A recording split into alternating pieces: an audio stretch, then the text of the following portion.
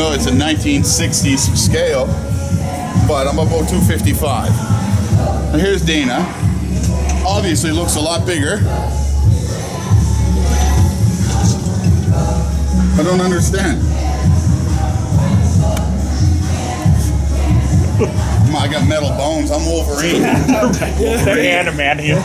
It's the beard, man.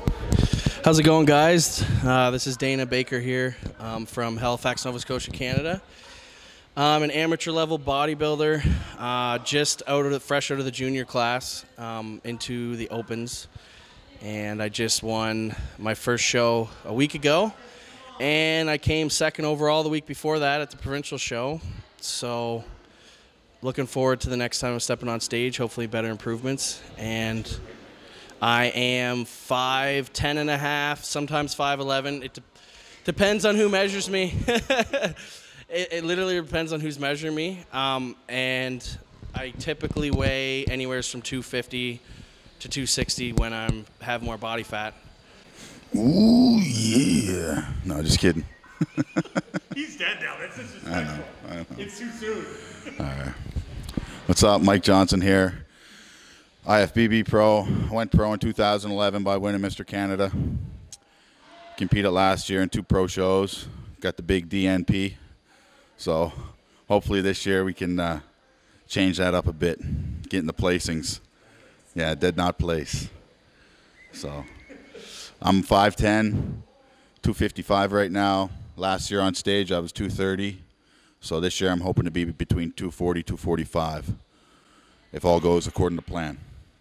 I met Dana when he first did his show, and I saw great potential, and I wanted to help him out. So I helped Dana out a bit when he first started doing it, and we stayed in contact ever since. We became good buddies, and I do whatever I can to help him get there, man. The guy's going places, and it's crazy to see somebody so young with so much potential. So it's exciting for me to watch him. And today we started out with, we didn't really start out with lag extensions. It was more just, me and Mike just flew like 4 or 5 hours from, well, I flew about 4 or 5 hours from Halifax to Toronto, Detroit, right before the shoot. So I was sitting down the whole time in a very cramped airplane. And Mike was flying too, and we were both rushed and just made it through customs. So warmed up the knees, a couple big sets, and then we moved on to squats. We don't do the whole. Well, I guess they do in Texas too, right? They squat in Texas, but we don't get away with. Mike's one of the guys that's like always been big on squatting, always strong, powerlifting, and.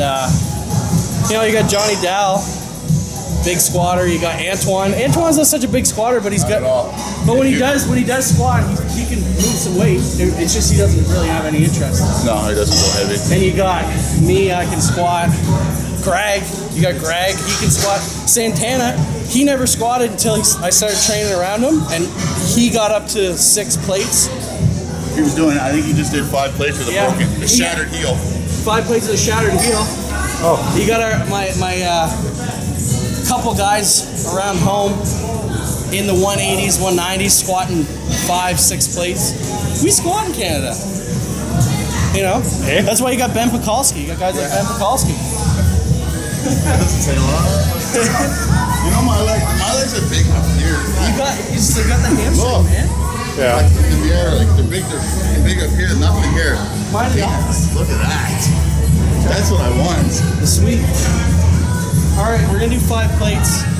I know I can do this, but I haven't done it in a while, so I'll try 5.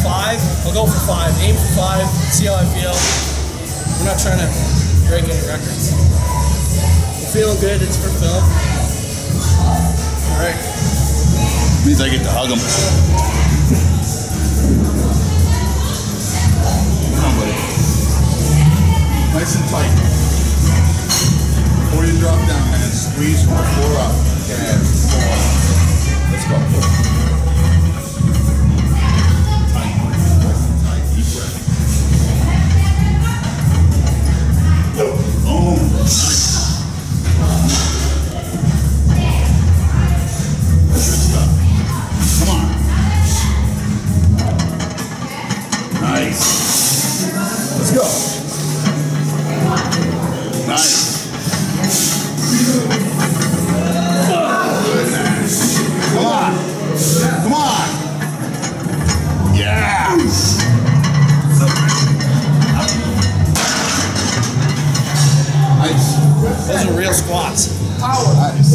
squats. Keep up good work. Yeah, Mike's not. Mike's like, the shitty thing is about when you take initiative, when you're training with your buddies, they're all, you know, you got this. And then it's like, no, I gotta go, because I can't look like a bitch. Yeah. You regret pushing them so hard during the session. Come on. Come on, Mike.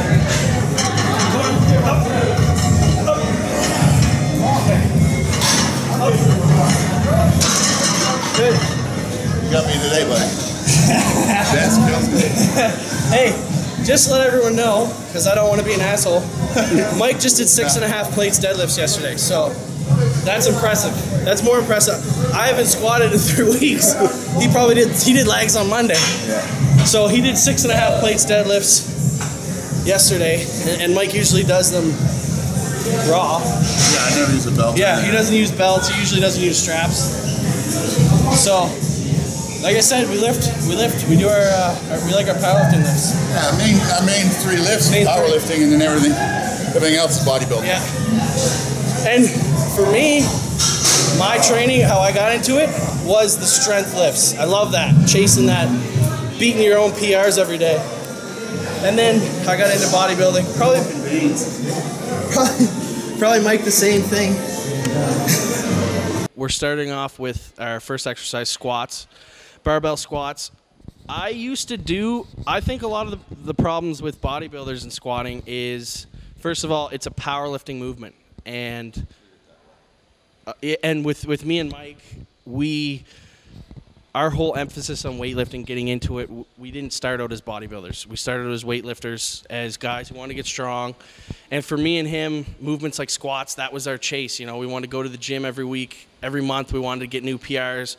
So for us, we wanted to get strong. And as I started competing into bodybuilding, same with Mike, we started to use that more towards bodybuilding, but we still keep it in terms of the power movement. And I think a lot of problems is guys, they don't have the mobility, they don't have the flexibility. They get bigger. They're 260, 250. They can barely get their arms on the bar. And they're doing high bar squats, and their knees are going over their toes, and they're trying to lift the heavy weights, and they're getting all these knee problems and stuff because they're not doing the movement properly. They just don't have the mobility for it.